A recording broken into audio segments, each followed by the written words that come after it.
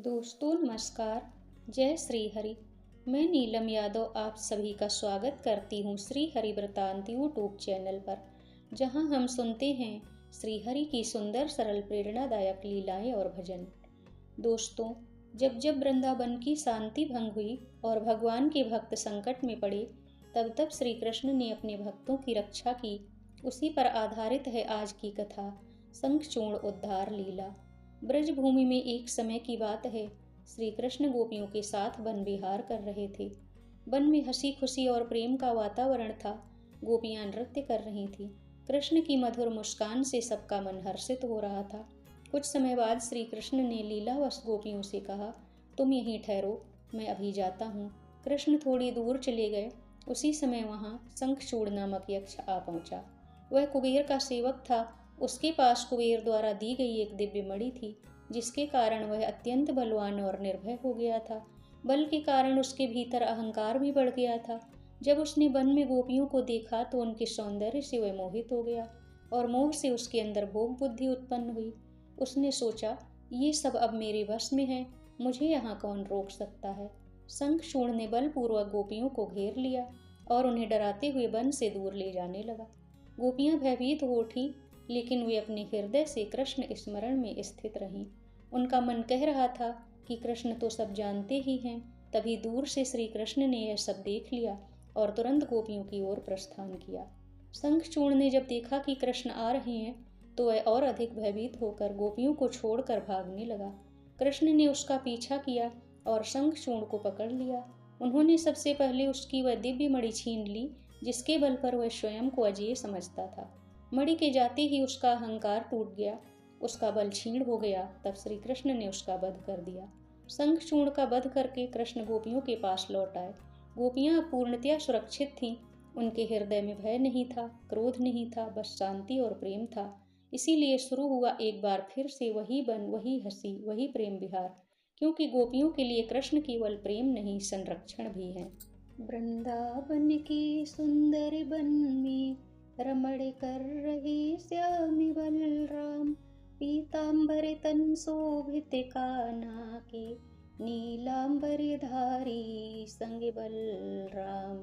कंठ गले बैजंती माला, चंदन भाल तिलक अंगराग, ललित बोले आनंद मग्न हो, कर रही गोपिका सुंदरे गान।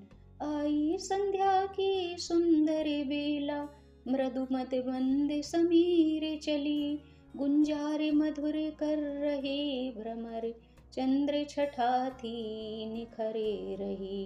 बंसी धुन पर कान्हा ने छेड़ा, सुंदर मोह के एक दिव्य राग, मधुरता ने सुन करे बंसी की, भूली गोपियां सुधि अपनी आप। सुंदर रूप देखे ब्रजबाला का, शंखचूड़ एक यक्ष वहाँ आया। अहंकार बल शक्ति मोह वश, वो गोप नारियां हरने आया। जिनके सदा सहायक भगवन, भला वहाँ क्यों भय साम्राज्य। बोले अभय वचन दो भाई, इस मूढ़ से तुम मते डरना आज। कर में था माँ वृक्ष साल का, कृष्ण संग बलराम चले, लगा भागने शंखचूड़ अब, नहीं प्राण बचेंगे अब मेरे।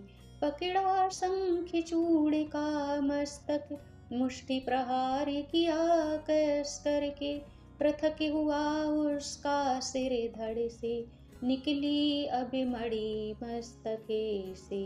निकल गई जो मणि मस्तक से, टूटा अहंकार उसका, छीण हो गया अहिम उसका, उद्धार हुआ उस पापी का। भक्तों से भला दूर क्यों भगवन, वृंदावन में फिर प्रेम विहार। जीवात्मा का जीवन है भगवन, मिल गया गोपियों को संसार। जय होवे मोहन तेरी, जय होवे गोपी तेरी प्यारी। मोहन की बंसी धुन में गूंजे फिर अमर प्रेम की जय बाड़ी। आइए अब जानते हैं क्यों किया भगवान ने शंखचूड़ का वध। भगवान ने शंखचूड़ का वध इसलिए किया क्योंकि वह अहंकार के बल से निर्मल प्रेम को हरना चाहता था। पर जो भक्त हमेशा भगवान का स्मरण करते रहते हैं, उनकी रक्षा स्वयं श्री कृष्ण करते हैं। उन्हें भगवान को बुलाना नहीं पड़ता, वे स्वयं आ जाते हैं। तात्पर्य ये है कि जिस हृदय में कृष्ण रहते हैं, वहाँ भय और असुर ठहर नहीं सकते। जहाँ प्रेम पूर्ण हो गया, वहाँ अहंकार अपने आप मर जाता है।